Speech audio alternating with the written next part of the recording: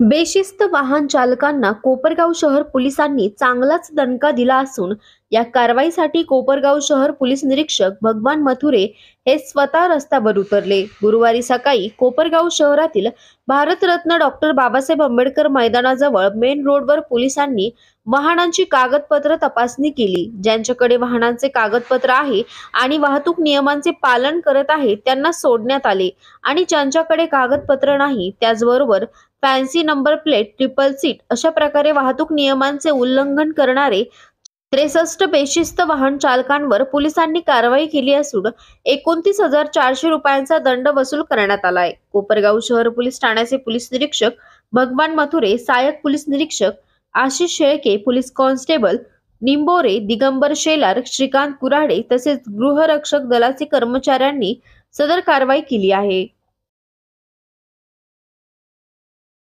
चालकांवरती कारवाई करण्यात आलेली आहे। काय यामागचा उद्देश होता आणि किती वाहनांवर कारवाई झाली, किती दंड वसूल करण्यात आला? अहिल्यानगर जिल्ह्याचे पोलीस अधीक्षक माननीय श्री राकेश ओला साहेब यांच्या आदेशाप्रमाणे आज अहिल्यानगर जिल्ह्यात सर्वत्र मोटारसायकल चोरीचे जे गुन्हे आहेत त्यांचा आळा बसावा आणि चोरीच्या वाहनांचा शोध घ्यावा यासाठी जिल्हाभरामध्ये त्यांच्या आदेशाप्रमाणे विशेष मोहीम आज राबविण्यात आली होती।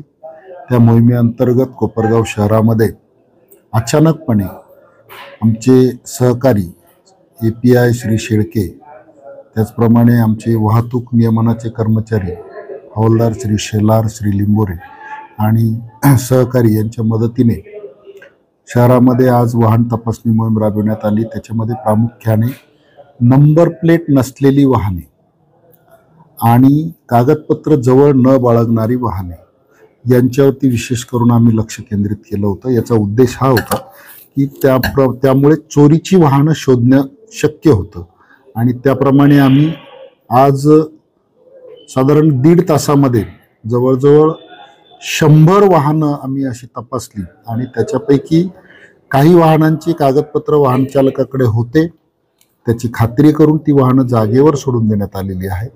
परंतु ज्या वाहनाची कागदपत्र त्यांच्याजवळ नाहीत अशा वाहन चालकांवर आणि मालकांवरती मोटार वाहन कायद्यान्वये एक कारवाई आणि त्या वाहनाची कागदपत्र त्यांचीच आहेत का याची खात्री करण्याची प्रक्रिया आमची चालू आहे।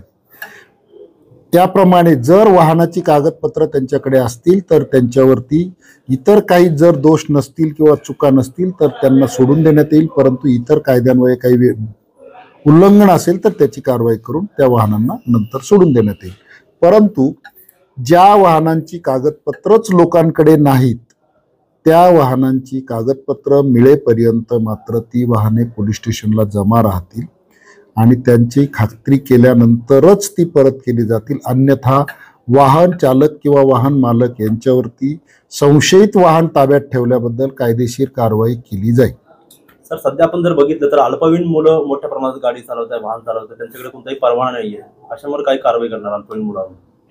आम्ही याच्या पूर्वी जेव्हा वाहन तपासणी मोहिमा राबवल्या त्यावेळेला देखील सांगितलं होतं की बऱ्याच प्रमाणात ग्रामीण भागात अल्पवयीन मुलांना वाहनं ताब्यात दिली जातात आणि ती मुलं बेदरकारपणे वाहनं चालवतात, त्यामुळे बऱ्याच मोठ्या प्रमाणावरती अपघात होतात आणि अशा अपघात झाल्यानंतर मात्र जबाबदार कुणाला धरावं हा प्रश्न निर्माण होतो आणि मग त्यावेळी वाहन मालकाला आरोपी करण्याची नामुष्की म्हणा किंवा वेळ येते। आमचा सर्व वाहन मालकांना, पालकांना, सगळ्यांना सल्ला आहे की ज्या मुलांकडे लायसन्स नाही किंवा ज्या मुलांचं वय कमी आहे त्यांच्याकडे वाहन चालवायला देऊ नये।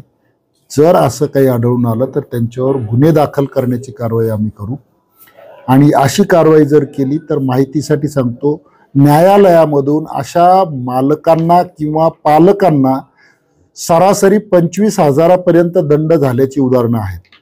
त्यामुळे अशी जर कारवाई टाळायची असेल तर लहान मुलांना वाहन चालवायला देणं टाळावं।